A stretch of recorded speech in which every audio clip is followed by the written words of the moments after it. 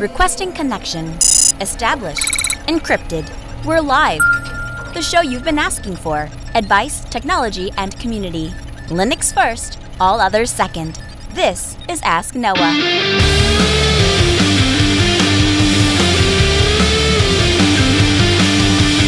Live from Multispeed Technologies, the Ask Noah Show starts right now. This is the show where we came to do all the things on Linux they said couldn't be done and take your questions on how to do the same. The phone lines are open this hour. To be a part of the program, it's a free call, 1-855-450-NOAH. That's 1-855-450-6624, or send an email to live@asknoahshow.com. My name is Noah Chalai. I am your host. Delighted to be here with you this hour as another episode of the Ask Noah Show kicks off. Ryan kicks off this hour from Port Orchard. Hey, Ryan, welcome to the Ask Noah Show. Hi, Noah. Thanks for having me. Hey, thanks for calling in. How can I help? Well, I just started a internship with a local ministry, so I'm learning about all the sound and lighting and stuff. And my boss mentioned that he was interested in doing DMX lighting, and so I happened to mention this to a certain bearded Twitch streamer, and he told me you were a good person to ask about this sort of thing. Hey, Torakai, I said hello, and we appreciate him recommending the Ask Noah Show for this. Yeah, so essentially what it comes down to with DMX, it's incredibly straightforward, Ryan, and it's incredibly difficult to master. So I often relate it to playing the piano, for example, if you're musically inclined at all. So DMX comes down to basically understanding binary code. Have you played with binary code or have a general idea of how binary code works? I actually took a class where we had to convert between different numbering systems, including binary, so I'm somewhat familiar with it. Perfect. So then DMX will come second nature to you. So the basic idea behind binary code, if anybody doesn't know, is that you have a series of light switches, and the light switch can either be on or off. Now, each position of the light switch, not position as in on or off, but position as in how the light switches are laid out, equates to a certain number. So the very first number is the number 1. And then we simply double the number as we go from left to right. So the next number, the switch immediate to the right of the first one, which represents 1, would be represented by 2. And the next would be 4, and the next would be 8. The next would be 16, 32, 64, so on and so forth. And so if I turn the first switch on, then the number 1 is true. And if I turn the next switch on, then the number 2 is true. And if I turn the next switch on, the number 4 is true, so on and so forth. And I add all of the true or on light switches up, and that gives me a decimal number. So if I have the 1 switch on, the 2 switch on, and the 4 switch on, we add 4 plus 2 plus 1, and we'd have 7. And that's the basic concept of binary. And DMX is addressed in binary. So you'll have 10 switches on the back of a DMX box, and so you would assign a channel to each DMX box. So let's say I have a regular DMX light bulb. So I just have a fixture that has a regular light bulb on it. I can turn that light fixture on or off. So I would assign a channel to that DMX fixture, and let's say I assign the channel 1, I would turn to the dip switches at the back, and I would turn just the 1 dip switch up. If I wanted to assign it to channel 9, for example, I would turn the 8 dip switch up, and I would turn the 1 dip switch up, if that makes sense. And 8 plus 1 is 9, so it's assigned to DMX channel 9. And DMX channel 9 can be either on or off. Now that's the basic premise of DMX. Where it gets a little bit more complicated, not all fixtures, in fact, the vast majority of DMX fixtures are not single channel. So for example, let's say I had a fixture, but inside of the fixture I had a red bulb, a yellow bulb, and a blue bulb. I could turn each one of those bulbs, the red, yellow, and blue, are all let's use red RGB, right? So red, green, blue. Each one of those colors is represented by a DMX channel. And so if the single fixture is a 3-channel DMX fixture. So I would have to assign the first fixture channel 1. The next fixture would have to be channel 4 because both 1, 2, and 3 are occupied by that first fixture. Have I lost you yet? No, this is making sense. Okay, so so then we take it and we get a little bit more crazy, and we start incorporating different functions inside of those channels. So, for example, I can have a fader function. So I would have a level of 0 to 255, and that is a fourth channel. So channels 1, 2, and 3 are the representative of the colors like red, green, and blue, and then channel 4 is the dim function. So how bright do I want the light to be? And then you can get on, it gets even more complicated when you start getting into moving heads, because now I have an x-axis to rotate the light left and right, and that can be a value of 0 to 255. And I have another channel for y, because I can go up and down. And you can have a z-axis. That, I mean, you can really get carried away. And so you can have a single fixture that maybe has, 200 some DMX channels in it, or whatever it is, right? And so you have, so that's where it gets to be, so channeling that stuff out is where it gets to be complicated. So where to get started with DMX lighting? The most basic way to get started with DMX lighting is with a device called the DMX King, and it's a USB device completely compatible inside of Linux natively. Don't have to install any drivers, you don't have to do anything, just plug it on in and it works. And what the DMX King will do is allow you to send DMX channels and commands from your Linux box to any DMX, we call them universes in the DMX world, to any DMX universe. And I'm going to put a link here for you in the show notes to the DMX King. And it's a $60 little device, and you can buy, and I'll put a link to these too in the show notes. You can buy, we call them PAR lights, and basically what they are is they're just a little multicolored display. And if you bought 2 or 3 of these, you could do a pretty decent light show, and it would only cost you a couple $100. So we've used it's the Chauvet Slim Par 56, and there is a gentleman that's a listener to this show that does DJ at a much bigger scale than I do, and he's shaking his head right now at me for recommending these Slim Par 56s because he's not a fan of them. But the reality is, Ryan, that they are inexpensive and they work really well, so that you can buy 4 of them for $300. So for $350, you would have a lighting show that would rival any small wedding or any small venue. And you can pack it up and take it with you, and it's all going to run open source. So on the software side, there's a couple different options. The one that I use is QLC Plus, and it is a fork, I believe, of the original QLC, and Q Light Controller is the name of it. And I'll put a link to this as well, but it's in your distro's repos. Whatever distro you're using, it probably exists there. But you can install that free software, pick up that DMX King USB DMX device, and a couple of lights to get you started, and you'd be well on your way. All right. And my boss has said somebody came in and actually set up some DMX stuff, but it wasn't entirely clear on like how any of it really worked. Sure. So yeah, and I think we have the technology there already. It's just a matter of putting it to use. Even better. And the thing is, we tried for a while. Because as a lot of you know, Altispeed Technologies, we do events. So we'll go out, and if you're having a wedding, or we're particularly popular when it comes to things like barn dances and outdoor events, because there aren't a lot of people that want to travel 60 to 70 miles, and I don't mind it. But one of the things that we have tried to do is we have tried to set up a system in such a way that we put all the Slim 56 or whatever, and we channeled them all and put labels on them and put them into a case, so that the idea was that we could just take them out and plug them in, and everything would work. And what you found was, at least in our circumstances, it's not really possible because you never have the exact same setup twice, and it's difficult to get everything plugged in the exact same way that it was, and cabled the right way and all that, and you wind up with things on different universes and whatnot. So it got to be complicated to do things that way. So what we have gone to is just every time we do a new event, we reset up all the channel numbers. Now, if you're doing this inside of a church and everything is static, obviously you don't have to redo things multiple times, but I would start from scratch, get that DMX King and a laptop loaded with your Linux distro of choice, get QLC Plus installed, and start with that, and add one fixture at a time,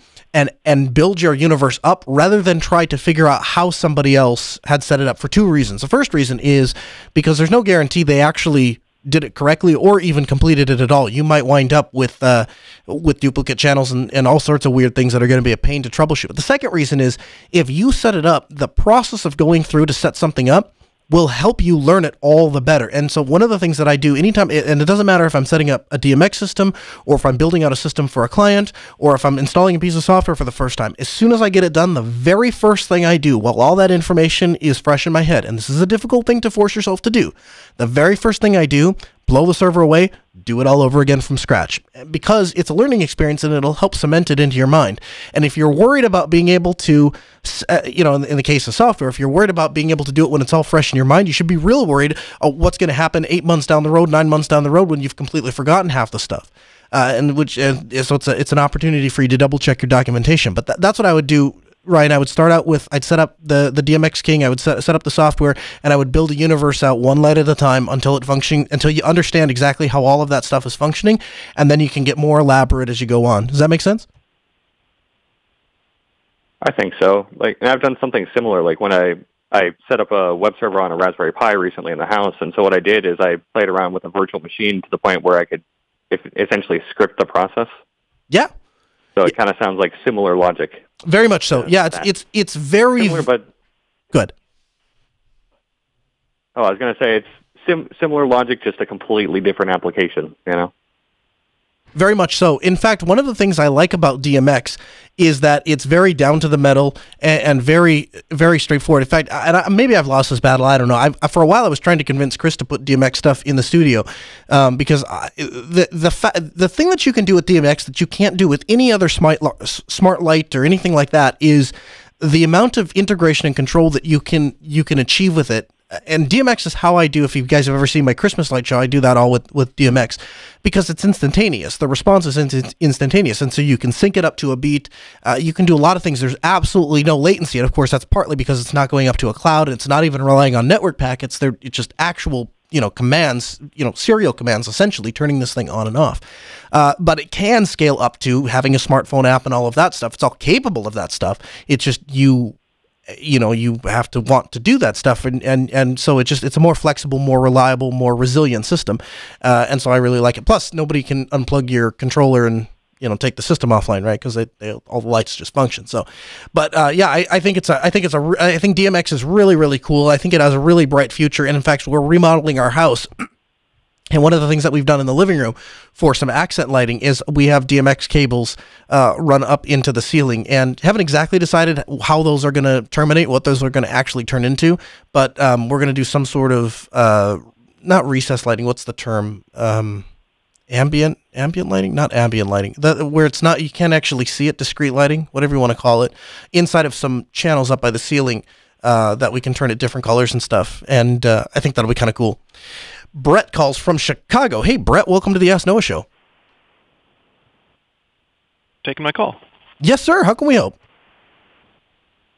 I had a question for you about being able to access Linux desktops remotely, kind of like a remote desktop thing.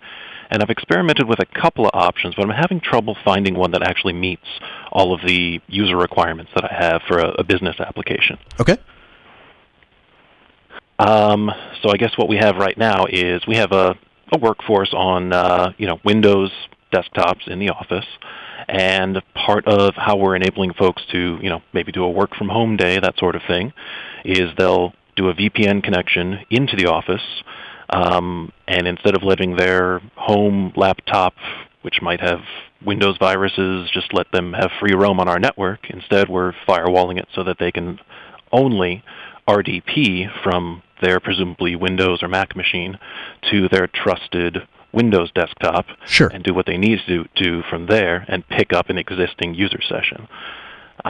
So what we're thinking is, we'd like to maybe try to swap some of these on-site Windows machines out for Linux desktops, and I need to be able to replicate that workflow. And I've identified maybe 4 or 5 must-have features that I'm having a real hard time coming up with a whole package that does all of these things. Okay. I kind of alluded to a few of them, but it has to be able to, when you remote in, resume the local console session. So if somebody was working on, let's say, a spreadsheet in LibreOffice while they were at the office, when they remote in, they should be able to get back their desktop session that was locked or what have you here, and just see what they were working on, including that same spreadsheet. Okay. They'd also need to have the local console be session locked so that somebody can't just walk up to the screen, see what they're working on, move the mouse, type things on the keyboard and mess them up, that sort of thing. Okay. I'd like it also to, this is again just to kind of match what we already have with Windows, Sure. where a local console login can then override a remote login. If somebody, remotely logs in and falls asleep with their laptop or home computer still connected and then shows up at work the next day, they shouldn't be locked out of their system. They should be able to log in locally and essentially interrupt that session, the remote one, and resume it once again with everything open, still ready to go on their local console. Okay. And then kind of the last bits would be that authentication is done with regular, the plain old username and password that they log in to the desktop locally. That's where VNC kind of fell down for me because it looked like there was a separate single password to access everything. And I was looking for, there's the real hard one. This is almost kind of bonus if you can get it, but where different user accounts always get separate sessions. So if someone is logged on locally as user A, and then, let's say that's a part-time worker, they're sharing a computer. We don't have too many of those, but then they're off for the day, their session is locked. User B is working from home the next day, not at the same time as user A, but that should lock user A's session. User B should be able to log in remotely and get user B's separate session from user A. Does that all make sense? It does. All right, so I've got a couple of different ideas rattling around in my head. Let's start with this. Let's start with the most simple one-to-one relationship. Have you played with XRDP?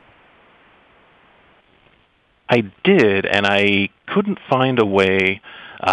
Just in case it matters, I was testing against the workstation to remote into. I just threw up a VM of Kubuntu 1804 because that's probably what we deploy. And I was RDPing into it.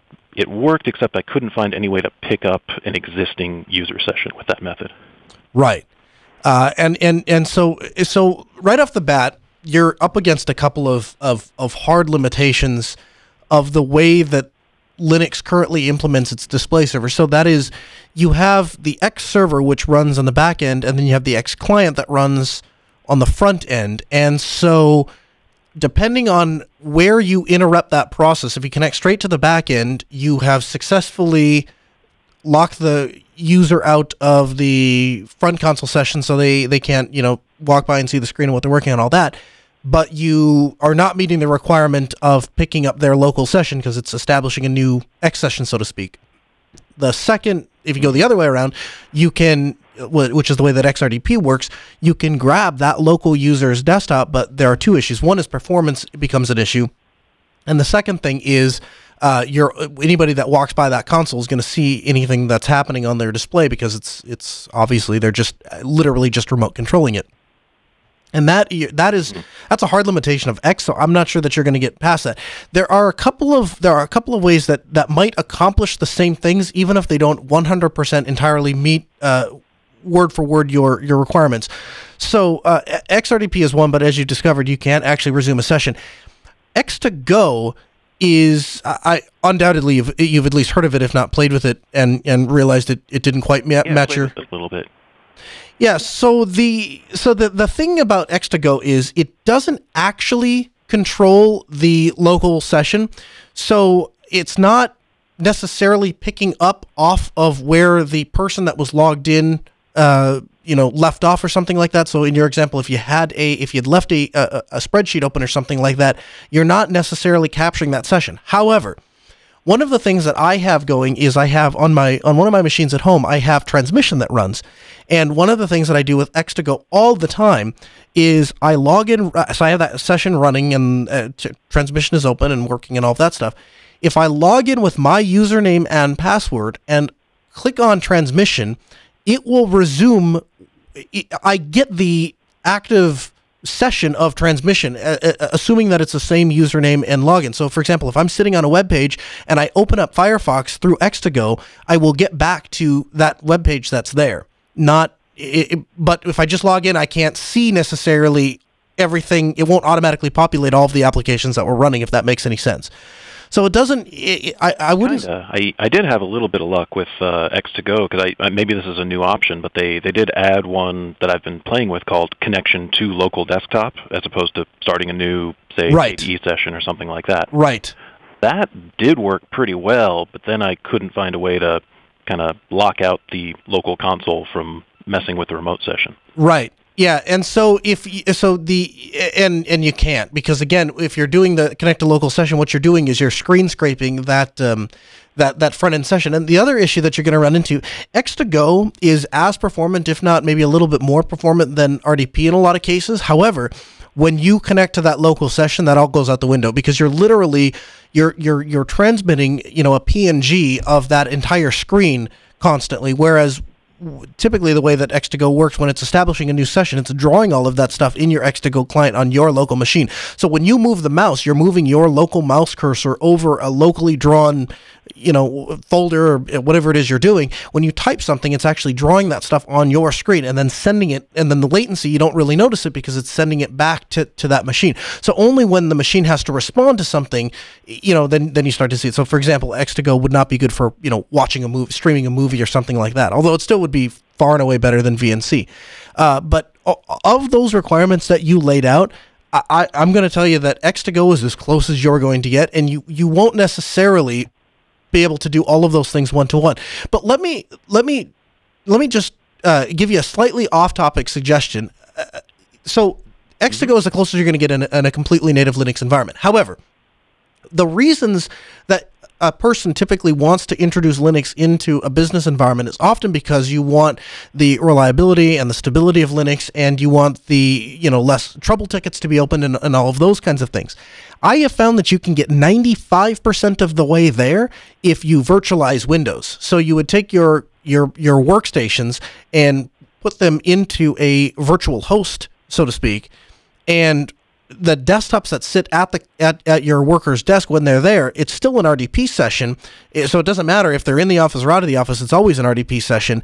And once you virtualize Windows, a number of different tools that are a pain to manage Windows become available to you. So for example, something goes wrong with the Windows box, it totally blue screens, you literally log into Virt Manager, click on the snapshots tool, go back to wherever the last configured change that you made, and the user's workstation is back to normal. And you can set up profile redirection so that their local files aren't actually modified when you do stuff like that, and all of that stuff. And it's not a perfect solution, but it's because obviously you're still paying for the Windows license, you're still dealing with Windows updates and stuff like that. You still have to worry about Windows malware if it's downloaded or code is executed. All that stuff still applies, but the damage is less, and the maintenance is less, and the management is less. So if you can get it to work on X2Go, which is, from what you've described, is your best opportunity. If you can get it to work on X2Go, that's awesome. That's plan A. But if you can't get it working on X2Go, a virtualized Windows environment would be, I think it would be a solid plan B. That's not a bad idea. We were probably going to end up having to incorporate as part of the experience of being on a Linux desktop.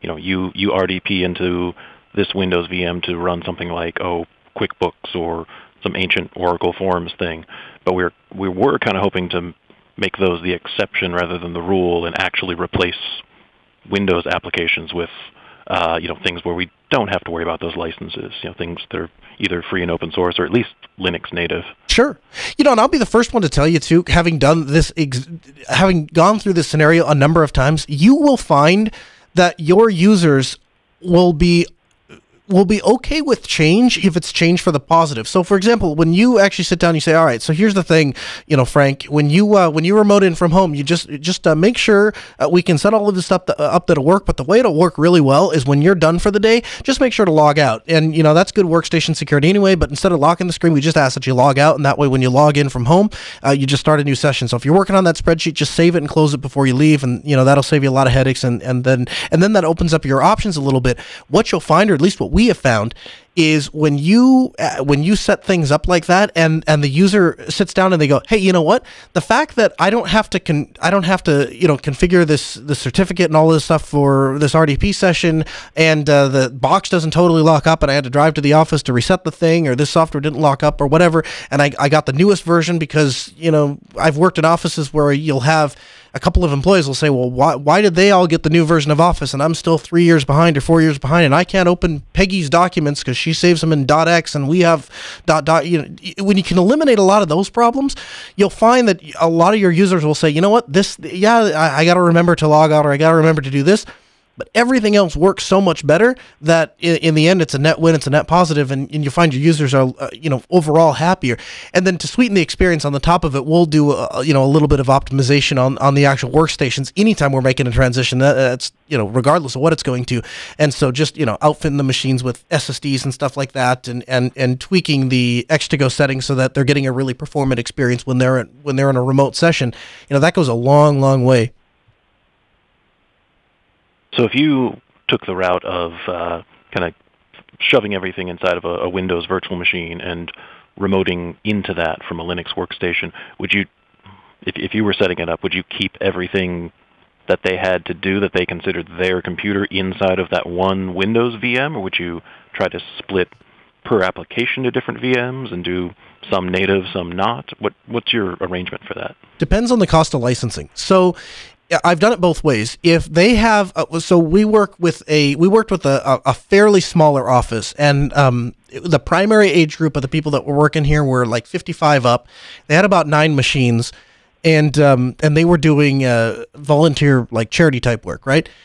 I gave them the Linux pitch. I went the best I could. Can we try it? Do you want to sit down? And they didn't even want to look at it, much less try it, right? There's just some people just get so set in their ways, and these are people that are still using. They find Windows 7 to be a drastically different experience than Windows Vista or whatever, because there's so many sweeping changes as far as they're concerned, right? And in that instance, what we did was we used a tool called Disk2VHD. I'll have a link for you in the show notes. Disk2VHD, and what it will do is it will turn your physical workstation into a virtual hard disk, and then you can take disk to VHD and you can convert it into a QCOW2 file with a single command, and I'll have that command for you in the show notes as well. But what that command will do is allow you to take their physical workstation and simply drop it into a Linux hypervisor. So they left on a Friday, and they had all of these physical machines. We flashed all the machines, put Linux on the actual desktop, virtualized the Windows environment using that disk to VHD. And when they came back the next day, they RDP'd into what they thought of as you so eloquently put it, their computer, because that's how they refer to it when they've changed the background and organized the files and all that stuff. It was their computer. And I literally had one of the girls tell me, she goes, "How did you take my computer and move it, but my computer is still here?" The entire process to her was like magic. How did that happen? How did my computer wind up over there? So my computer is now in that box. How did you get my computer in that box? And the concept of physical to virtual migration was it was too much for her. And so that works really well. The downside to that is you're still individually managing all of this stuff, and so we've had some times we worked with a firm that had some rendering software, and the problem with that rendering software is like $25,000 a copy, and they really didn't need Windows for anything else other than this particular rendering software and stuff like that. And so what we did in that case was that we took this, they had let's say they had 7 licenses and 10 employees, and what we did was we took those 7 licenses and virtualized 7 instances of this rendering software, and then gave everybody else normal Linux workstations, and when they needed to render something out, they would just grab one of those rendering workstations. And if you'd use Overt instead of libvirtd, which is what I would traditionally, in fact, I'll throw a link to the libvirtd setup too. The libvirtd setup is how I would set up the actual hypervisor and I'll get a link there. It's literally like 6 commands, and it's set up. In fact, I was just setting it up for a client earlier this week, and it was funny. I was sitting there, and the guy goes, "So what now?" And I said, "It's done. You have a virtual server." He goes, "That fast?" I said, "Yeah, it's that fast." It's like 7 commands. You execute it, and you'll have a virtual host. In fact, another side story. We actually set this up on the way to Linux Fest Northwest. In the time that it took Chris to wash his RV and get back to the studio, we had formatted a box, installed CentOS, and configured a virtual host. And I did that with my laptop in a garage balanced on my knee in about 10 minutes. It just doesn't take very long at all to set that up. So I'll have a link to all of that in the show notes for you. But if you use Overt, one of the things that you can do with Overt, and I've not set this up myself, but my understanding is with Overt, you can set it up in such a way that when you go to connect to, like in my case, I was using these rendering instances, you can just have the user connect to a rendering instance, and it will find the next available machine that's not being used and let them render out software. So, and how I would make the decision of if I give them quote unquote their computer or if I have what we would call resource computers is depending on the licensing. If it's cheap enough, I just give everyone their own machine. If it's expensive, then I would do individual customized resource machines for those specific tasks. Have you had that same experience kind of with the referring to their computer VM version of that? Going from a desktop on site makes sense to me, but we do have users on laptops who roam around. Connectivity might not be that great. I wouldn't. My fear would be they'd be cut off from their entire computer in their mind if they suddenly couldn't get on a Wi-Fi hotspot and then they've got this what they would think would be a dumb device in front of them. Do you have any ideas for ways around that, or have you encountered that? Yeah, actually, so we have a law office, and the attorney is pretty religiously will take his laptop and just get up and just start walking somewhere else. And when we first virtualized them, and they're not. A lot of their stuff is Linux, even in the virtual space. But the first thing that he told me was, man, this is fantastic, but because before, if I was downloading a file, or if I was saving something, or if I was printing a job, 100 and some pages, and I lost the Wi-Fi from my laptop, then my whole workflow get interrupted. The great thing about this new system, however it was you set it up, was that I just lose the connection, I double-click back on the thing, and I resume work back from where I was, and if I was printing something, it continued to print, and if I was downloading something, it continued to download, and in their case, they compile a lot of audio files and video files, and then they compress them up, and then they upload them to this FTP thing for, police and all sorts of various things. And so there's not an insignificant portion of his day is spent uploading and downloading files. And he thought that was the most fantastic thing ever, that there could be this static workstation that continues to work even if he can't get into it. And the system starts to build on itself, right? Because the first time you get somebody that travels to a lake or goes outside the norm or does something, and all of a sudden, their workstation gets recreated, then it's kind of a cool experience for them, right? Or if you have users that are roaming around with laptops, the ability that they can grab any laptop or sit down at a desktop and have their environment just there is great. Of course, if you have users that are using RDP now, they're probably somewhat used to that. The second piece of advice I'll give you when it comes to roaming laptops is make sure that you have a really decent wireless system. So the Ubiquity line, for example, the UAC Pro, supports something called zero handoff. And basically, every access point in the entire system is aware of every other access point in the entire system, and they are all communicating to a central controller. So when Chris, for example, is walking around his living room and is on the access point in the living room, if he starts to walk out to the garage, one of the things that he asked me to do was set up a second access point out towards the front of the studio, so that if he as he's coming into the studio or as he's leaving the studio or he wants to broadcast from the drive or whatever it is, he has Wi-Fi out there. One of the things that the controller is constantly doing is evaluating where he is and where his devices are and where he's going to get the best, strongest signal. And once it detects a RSI of 20 dB or greater from one access point, it will hand him off with that's zero handoff. It supposedly doesn't introduce any latency. It will hand him off seamlessly to the next access point. Now, I'd be lying if I told you that works 100% of the time with no equivocations, but it won't interrupt an RDP session or next to go session. It's good enough that the user won't notice that they have jumped from one access point to another. So as long as you have a densely populated Wi-Fi, you don't have any dead spots, your users won't even notice. But the few times that I have had users that have noticed, I have gotten positive comments, not negative comments. Well, we do have a Ubiquity Unify access point system covering our office here, so sounds like we're off to a good start. Yeah, absolutely. Yeah, so the Unify's all by default for the last years and years and years have supported zero handoffs. In fact, they were one of the first companies to come out to support that at a usable budget. So I would say you're very well off. And do me a favor, Brett, please give me a call back and let me know how that works out, because I'd love to hear how that plays out. It sounds like you're doing some really cool things. And if I could ask you for a small favor, I have a production question for you, so I'm going to put you back on hold. I'm going to have Sarah, our call screener, pick up with you and just chat with you and ask you a question, a production-related question. Again, phone lines are open, 1-855-450-NOAH. That's 1-855-450-6624. The email, live@asknoahshow.com. Make your voice heard, become a part of the program. So last week, we talked about Chromebooks, and in fact, indeed the week before, we talked about Chromebooks. And I am not about to do a third week on Chromebooks, although, to be honest with you, I probably could, because I like Chromebooks that much, and I've had that great of an experience with it. But there was one small little wrap-up to last week that I wanted to finish up, and I didn't quite get to, and that was a short discussion on USB-C and USB-C docks. My very first laptop, when I was in like fifth grade or fourth grade, was a used IBM ThinkPad 755C that I bought used at a computer store for $250 that took me 3.5 summers to save up for. And it had this triangular-looking power jack on the back of it. And when I say that this thing had a dock, I don't mean it had a dock that you think of today where you set something in. I mean, this thing was just short of a Cadillac, and it had rails. It had rails on the side, and you would slide, the laptop would roll on these rails and slide in like a cartridge into this behemoth of a tank.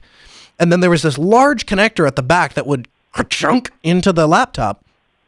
And the promotional video from IBM at the time actually had this really neat animation of this laptop sliding into this, this thing that was the size of Mount Kilimanjaro. And then a monitor stand would come over it, and a CRT monitor would land on top, and the keyboard and the mouse. And it looked very much like the traditional desktop. And I don't mean a desktop tower that sits on the floor, like the desktops that used to sit on your desktop. And that was what I had as a dock. And that was, I think, probably the start of my love for docks, because my laptop could become a desktop. But every laptop after that had a separate power adapter and a separate dock. Unless you stuck with something like, if you stayed within brand, you had a better shot.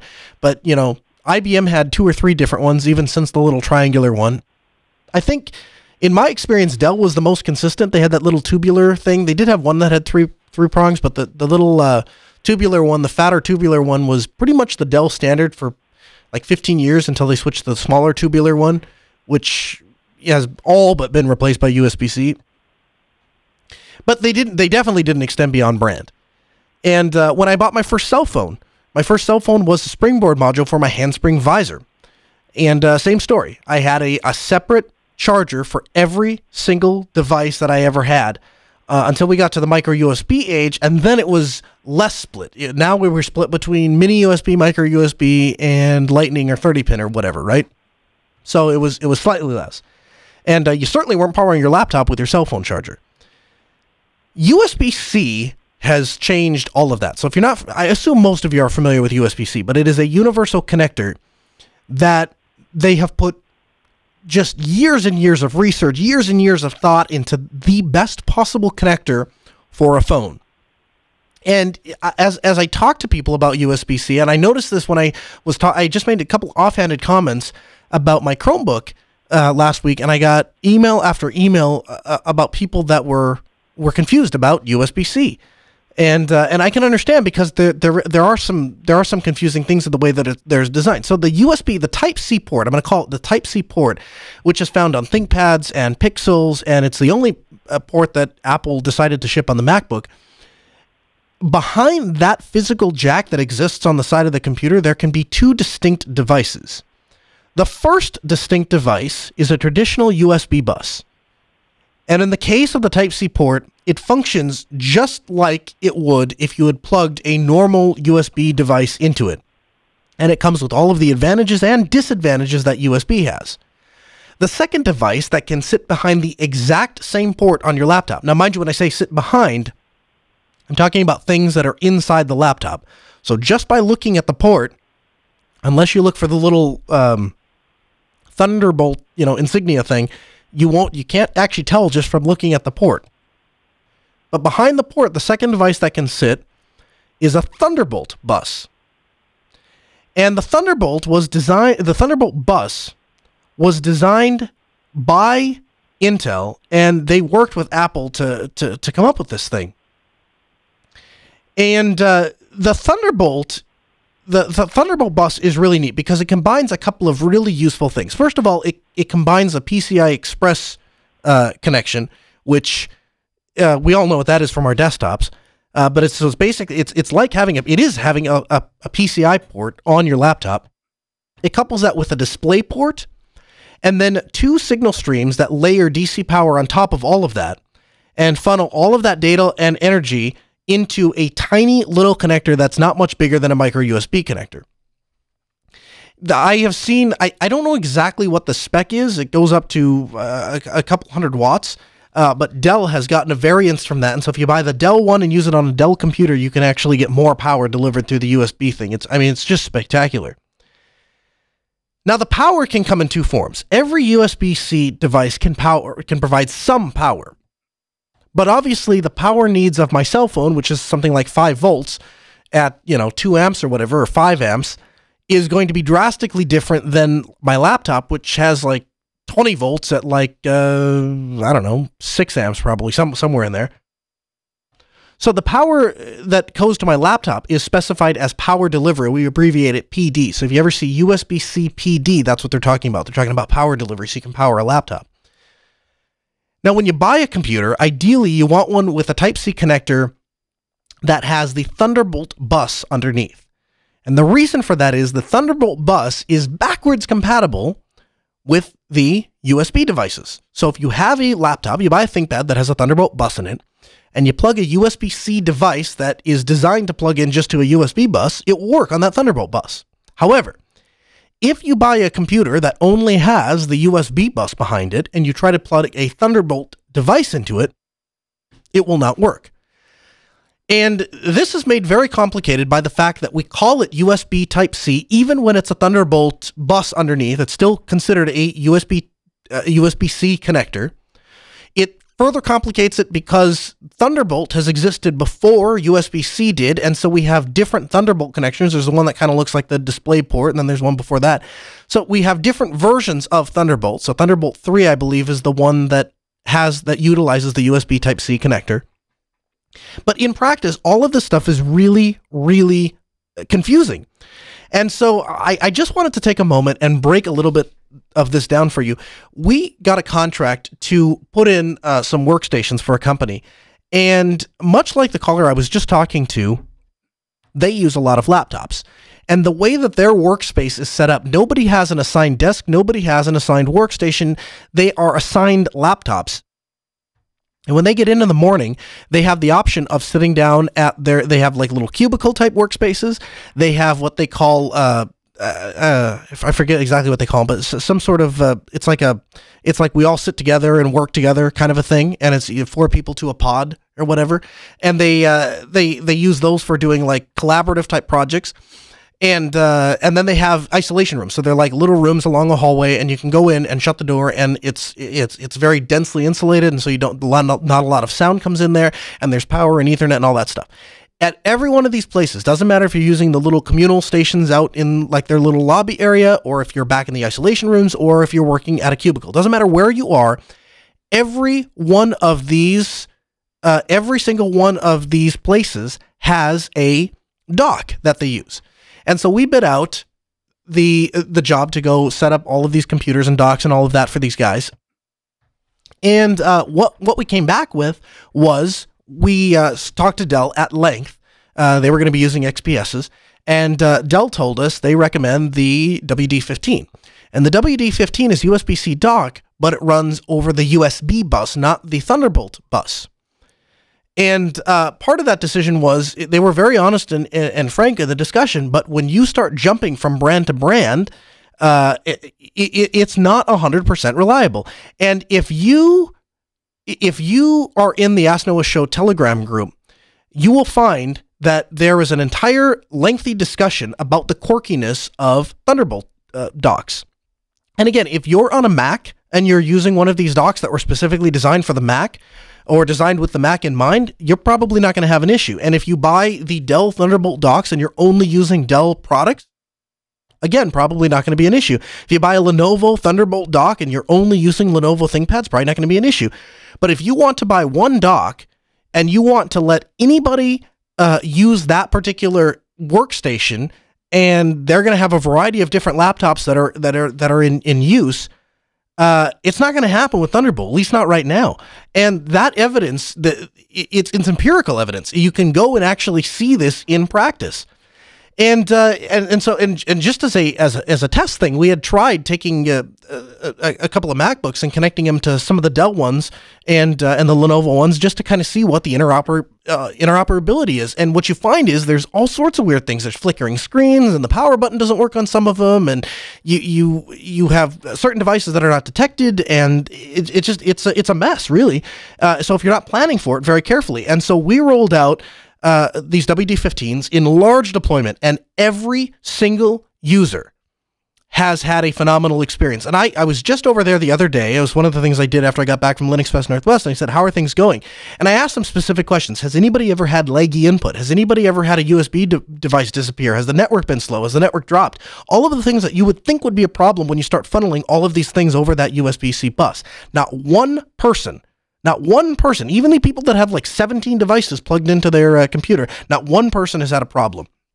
And, so what we have learned, and you can verify this with Dell, that they will tell you the WD-15 is one of the best docks out there. And if you want a problem-free deployment where everything works 100% of the time without any issues and works regardless of what brand you buy, then get a laptop with the USB-C type connector that has a Thunderbolt, bus underneath, and get a dock that has a Type-C connector, but it has a USB dock underneath. And when that changes, I'll be happy to tell you that the world is a better place, and now Thunderbolt docks are the future.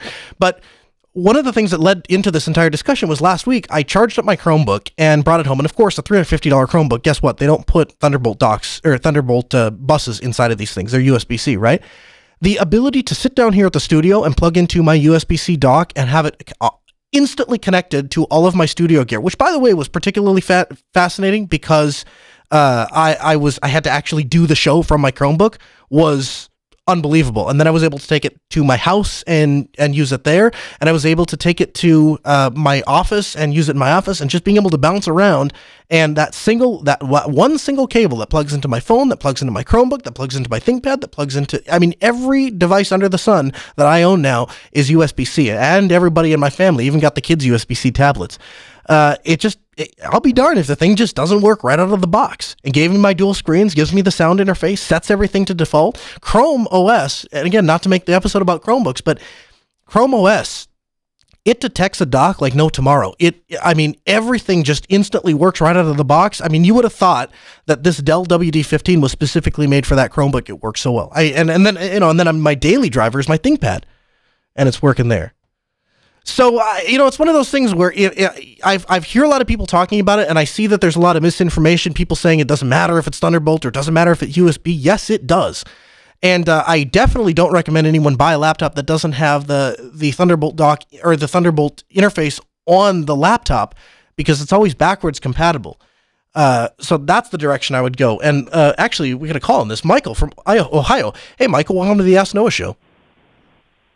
Hey, I just wanted to bring up something, and I admit it's a bit of a fringe concern. Sure. But if you're going to be using a pluggable PCI device, such as with the Thunderbolt and USB-C with a Thunderbolt backing introduces, would it not then be prudent to make sure that your system is using I/O MMU? Otherwise, a PCI device has direct memory access, so the CPU doesn't have to babysit data transfer between an application and the device. Is that the you have to forgive my ignorance. Is this the same thing as like the Intel VT and I forget what AMD calls theirs, but where I'm not an expert in it. It appears to be a way to map system memory to a virtual device. Okay. Sorry, through some mechanism for mappings between the memory addresses that are needed for interfacing with a PCI device. Because I wish I was more of an expert in it. No, I understand. Yeah, no, I understand. I just my understanding. And again, maybe this is a different terminology, but if it's what I think it is, it's what they use for doing the PCI pass-through stuff, right? Right. Well, but I think it has to do with the fact that PCI devices have direct memory access to the system memory. So, in other words, it's not using the virtual memory addressing that a program would, for instance. I see. It can read and write, I believe, directly to system memory. So, if you have a device plugged into a pluggable PCI, if you have pluggable PCI devices, effectively, then those devices could theoretically have direct access to your system memory. I see what you're saying. So, and I think that I remember reading somewhere that IOMMU could solve the security issues of that because it would be able to remap the addresses and provide translation that would minimize the risk. Yeah, I'm not. No, the reason it's interesting to me and I wish I knew more about it, that I could speak more intelligently on the particular issue, but to a certain degree, if we're going to, that's what a Thunderbolt connection is, right? It's a connection to the heart of your computer. And so to a certain degree, if you're going to put something on your PCI bus, you can, I guess to a certain degree, like, don't we need it to be able to have access to raw hardware? Isn't that's how you get the performance that you get out of PCI access, right? Exactly. That's the entire subject, behind system security is the level of trust versus convenience, and versus what you want to be able to do. Yeah, it's interesting that way, right? Because we don't when you traditionally think about PCI stuff, nobody accidentally installed a PCI card into their computer, right? Nobody accidentally took the side of their case off, shut the computer down, unplugged all the cables, dug out all of the cat hair that is inside of most people's PC case, took the little blank plate out, broke it off with a screwdriver, put the PCI card in, put the screw back in, put the whole thing back together. Nobody did that by accident. Whereas when we start talking about Thunderbolt, it's like, oh, there's this cable in here. I plugged it in because I thought it would connect me to that monitor right there. And then what happens when so you're sitting out at a restaurant somewhere doing work on your computer, and you're thinking, I am so secure. I've got an encrypted hard drive. I've got all my stuff, but you leave it running where you go to the restroom, and somebody comes by your computer, slips a little dongle into your Thunderbolt port, and starts dumping your system memory for decryption to dig out your key.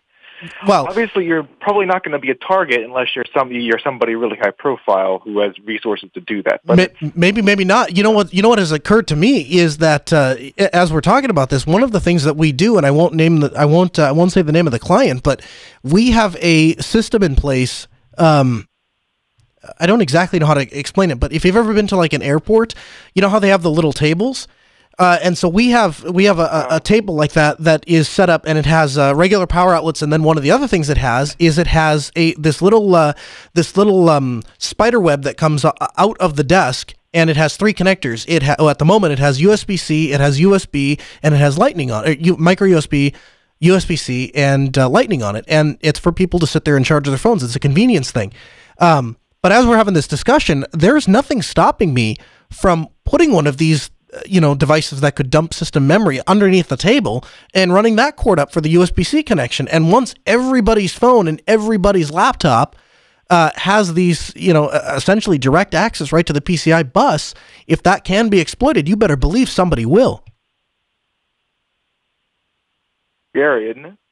Well, it's taking, what I'm saying is you don't even have to have somebody, it's not even like the James Bond thing where I'm sneaking by and plugging this thing into your laptop. You'll plug it into your own laptop if I offer you free power to do so. Oh boy, yeah, I see exactly what you're saying, where that's going. Oh yeah. So anyway, Apple, who had... What about Apple? No, go ahead. I was going to say, didn't they used to have default passwords for their iPhones? I don't think they do anymore, but if you could plug in directly, you could get.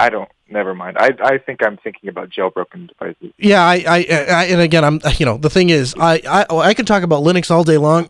This is not the program to call to ask about Apple devices. I just don't know. But it is interesting though, right? It is interesting. Just to kind of shift topics just a little bit. Apple is doing this thing, right? And I thank you for the call, Michael. Apple is doing this thing where they are shipping the MacBook with only USB-C connectors, right? USB Type-C has Thunderbolt underneath. Only USB-C Type-C connectors.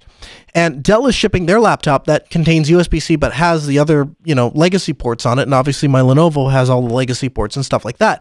But today, right now, as I sit here and do this episode, one cable will charge my laptop, my cell phone, my wife's laptop, my wife's cell phone, and my kids' tablets. And if you're an Apple user, you get almost all the way there because the iPad Pro has USB-C and the MacBook Pro has USB-C. But if you have an iPhone, you still can't charge with USB-C. So it's strange for the one company that is so big on, we control everything from the top down, and Apple co-designed the thing with Intel. So it's not like it's somebody else's design and they're taking it or whatever. It's kind of a strange thing, and you see it from Apple users, they'll say, it's just frustrating that you can't use that one cord. If anybody was going to come up with a design where you could use one cord to power both your laptop and your phone, man, I would have said that was going to be Apple. So it's kind of crazy to me that's not the case. Again, open phones this hour, 1-855-450-NOAH. That's 855-450-6624. The email, live@asknoahshow.com. So hopefully that's some information for you about USB-C if you're interested in a USB-C dock. If you're interested in buying devices that have USB-C, hopefully that gives you some information to get started. I will have a link to the WD-15, my all-time favorite dock. After doing that installation, Chris has been kind of a part of the of my ranting up until now because I was sending him a live blog streaming of here's the one that the client bought, and then I bought a monitor and set it up for myself, and now they're everywhere. James is calling from Idaho. Hey James, welcome to the Ask Noah Show. Yeah, trying to get back into the KDE thing, but their splash screen is I can't figure out how to change that in the new KDE. Are we just out of luck? No, I don't think you're out of luck, James. I actually, let me see here if I can do some on-air troubleshooting. But there is, Chris actually changed the splash screen. I think it's actually, let me see here. I think it's actually just inside of the settings. Let's see here. Splash screen. So check out if you go into the settings and just on the upper left hand corner, just type splash. You'll get to an option where you have the ability to change the splash screen. Give that a shot. If that doesn't work, give me a call back. And I did see your email, James, so I'll follow up with you about scheduling later on. Hey, guys, if you caught the episode a couple of weeks ago, I was asked to give a presentation at the University of North Dakota. And so we talked to the communication department, the communication students, about podcasting and what it takes to get a podcast off the ground and some best practices on podcasting, what I've learned over the past couple of years in podcasting. And it's one of the only shows of the Ask Noah Show that is presented in video format. You actually get to see my ugly face walking around.